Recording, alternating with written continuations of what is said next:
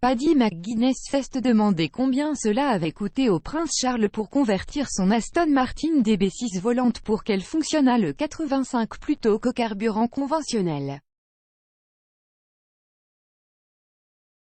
Paddy McGuinness, 48 ans, a été stupéfait par la révélation que l'Aston Martin du prince Charles fonctionne avec autre chose que du carburant ou de l'électricité.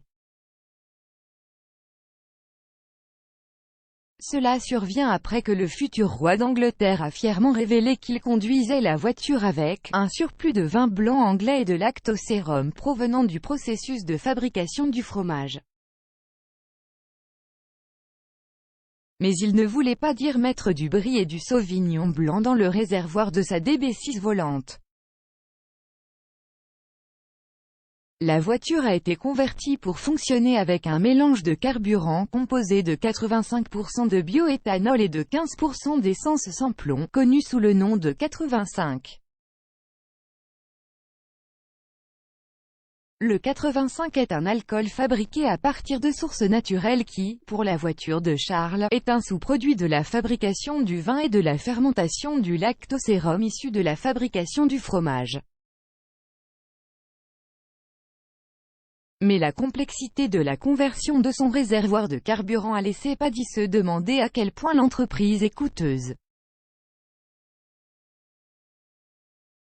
Dans une nouvelle interview, le présentateur de Top Gear a abordé la révélation avec son tristement célèbre humour Bolton. Lorsqu'on lui a demandé si faire rouler sa voiture avec du fromage et du vin était la voie à suivre, il a répondu « Sur notre chemin, nous mangerions et buvions tout avant qu'il ne s'approche de la voiture. Je me demande combien ça coûte de convertir la voiture, ce n'est pas le genre de choses que vous pourriez vous permettre de faire avec votre propre voiture, y jeter de vieux morceaux de Dériléa, a-t-il ri. Le carburant devant devenir une chose du passé, car de nombreux constructeurs automobiles promettent que tous leurs modèles seront électriques d'ici 2030, Paddy s'est également demandé s'il en obtiendrait un de sitôt. J'ai une borne de recharge à la maison, je pense qu'ils seront dans tous les foyers au cours de la prochaine décennie, alors j'ai juste besoin de la voiture maintenant, a-t-il déclaré à Radio Times. Il a plaisanté en disant qu'il ne pouvait s'offrir qu'une chose à la fois, avant de discuter de la vraie raison pour laquelle il n'a pas encore investi dans une. La raison pour laquelle je n'en ai pas encore acheté, à part le manque de bornes de recharge, c'est que les voitures ne cessent de s'améliorer, a-t-il haussé les épaules.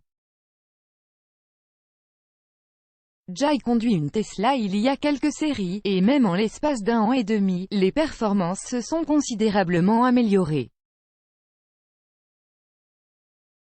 Et étant donné qu'il est le visage de l'un des plus grands salons automobiles de Grande-Bretagne, les fans pourraient être surpris d'apprendre que la voiture personnelle de Paddy est loin de celle surchargée qu'il conduit à l'émission de la BBC.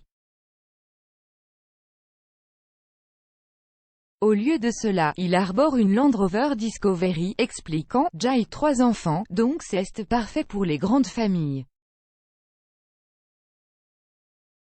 La plupart de mes trajets sont filmés, donc je ne fais pas beaucoup de kilomètres. La seule conduite que je conduis à la maison est d'emmener les enfants à l'école et à l'arrière. » Et malgré l'inquiétude constante suscitée par le changement climatique, Paddy a admis que le fait de culpabiliser les gens en ne conduisant pas ne changera rien plus rapidement.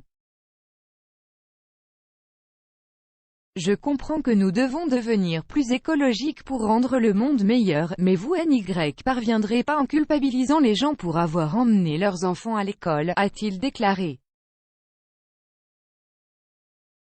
Bien sûr, nous devons changer notre façon de faire les choses, c'est formidable que les constructeurs automobiles ouvrent la voie.